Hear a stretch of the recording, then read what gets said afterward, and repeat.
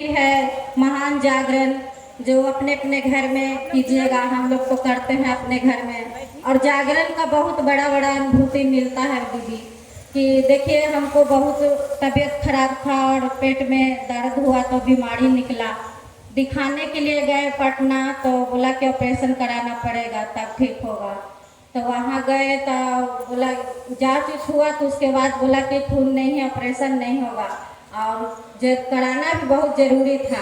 और महादेव से दया मांग रहे थे कि हे महादेव, ऐसी दया कीजिए कि जल्दबाजी में है करा दीजिएगा। और जागरण हम उस समय सीखते थे, हमको आता नहीं था जागरण, थोड़ा बहुत करते थे अपने घर में। और देखिए जागरण का कितना बड़ा अनुभूति है। तो दिखाएं तो बोला कि खून 1 महीना कुछ खा पी करके आओ, तब खून बढ़ेगा तो ऑपरेशन होगा। लेकिन गुरु की दया था, साहब दीदी के आशीर्वाद कि मेरी नानी मेरे साथ थी। और नानी बोले कि देवल बेटी 2 रसगुल्ला ला के दे दिए, खा लिया तब खूना बढ़ जितो। हम बोले कि डॉक्टर साहब बोल रहे हैं 1 महीना खाने के लिए, 2 रसगुल्ला में क्या होगा। तो बोले कि ना ये ला के दे दे, खा ले।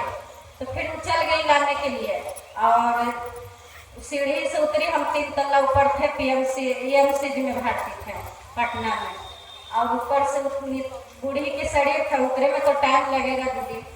और फिर नानी गई है, उसके बाद लेकर के आ गई रसगुल्ला लेकर के आई। तो हम सोचने लगे इतना जल्दी कैसे लेकर के चल आई। और लेकर के आई तो दी खाने के लिए, तो हम खा लिए 2 रसगुल्ला। और खाने के बाद 5 मिनट के बाद है आती है नर्स, बोलती है कि जब चलो, ये डॉक्टर साहब बुला रहे हैं और चेक करने के लिए।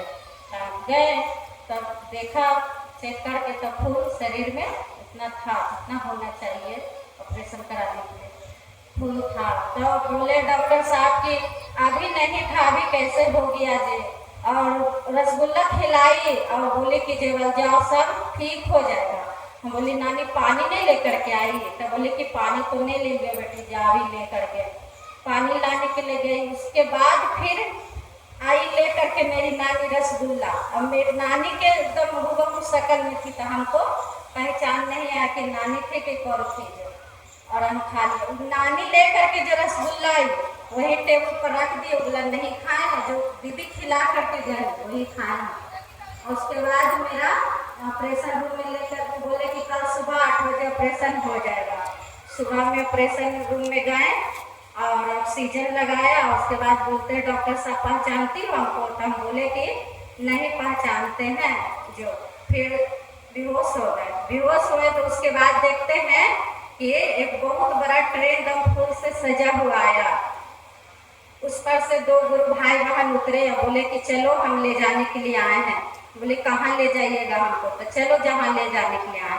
तो ट्रेन पर बैठे और गए तो वहाँ देखते हैं स्वयं महादेव बैठे हुए थे। एकदम नीला नीला चेहरा उनका महादेव का, और बागंबर पहने हुए, त्रिशूल डमरू लिए हुए, जैसे तस्वीर में देखते हैं महादेव के, एकदम उस तरीका से बैठे हुए थे महादेव। और साहब दीदी भी थे, एक साइड में साहब भैया, एक साइड में दीदी माँ बैठी थी। वहाँ भी शिव चर्चा हो रहा है गुरु की दया से। वहाँ फिर हमको होश आया दीदी, तो फिर मेरा ऑपरेशन बढ़िया से हो गया। और भैया का शरीर छोड़ने के बाद 1 महीने के बाद हम करवाए थे अक्टूबर में ऑपरेशन, रांची से आए थे उसके बाद। तो देखिए जागरण का कितना बड़ा अनुभूति है, गुरु की दया है।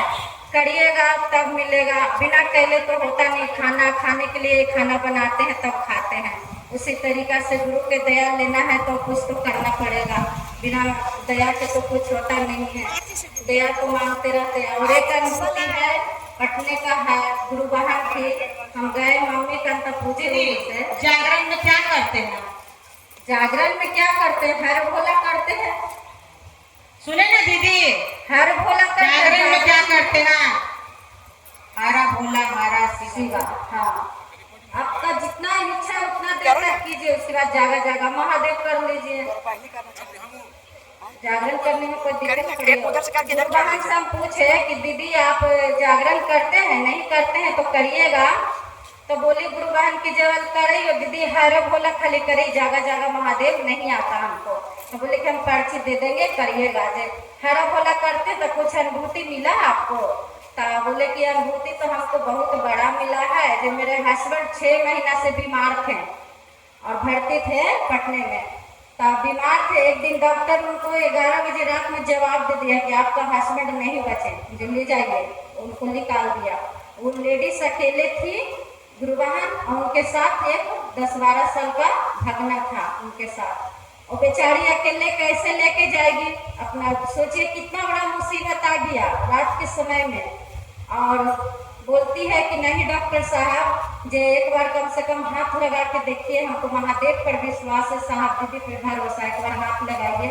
पूरा घिघी आने लगी। तो डॉक्टर बोला कि जेवल जाओ, जब हम तुमको 4 गो सुइया लेके देते हैं और इस सुइया को लेकर के आओ। तो जाने लगी लाने के लिए।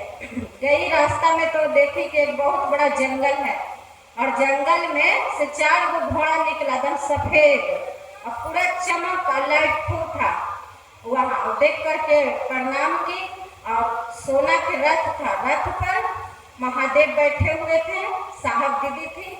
और बोली गुरुवाहन कि हे महादेव, मेरा एक चुटकी सिंदूर रखिएगा, और न तो हमको भी साथ लेके चलिएगा। इतना बोल के चल गई सुइया ला निकले। सुइया लेकर के आई, और फिर आगे बढ़ी ना दीदी, तो पलट के देखती है तो कुछ भी नहीं है, ना घोड़ा है, ना रथ है, और न जंगल है, ना साफ है। फिर ला करके डॉक्टर साहब के दी कि डॉक्टर साहब लगाइए उनको सुइया। जे डॉक्टर साहब सुइया लगाए, दोनों घोना में, 2 कमर में। तुरंत 2 मिनट के बाद उनका हस्बैंड उठ करके बैठ गया। बोलते हैं कि चलो घरे, पता नहीं कितना दिन से हमको यहाँ सुला के रखी है, चलो घरे। आज भी गुरु भाई ठीक है, आज भी गुरु भाई ठीक है, सही सलामत है महादेव की दया से। और देखिए हर भोला का है कि नहीं, जागरण का चमत्कार है कि नहीं, तो इससे करने से हम लोग कतराते हैं, करिएगा, हम लोग तो सब कोई करते हैं। और गुरु की दया होती है जागरण करने से, और करते हैं, करवाने का भी प्रयास भी कीजिएगा, ताकि गुरु की दया हम पर हुआ, सब पर हो। फिर से गुरु संहिता साहब का एक ही नारा था, हर एक के घर में जागरण की बात की गूंज उठ जाए।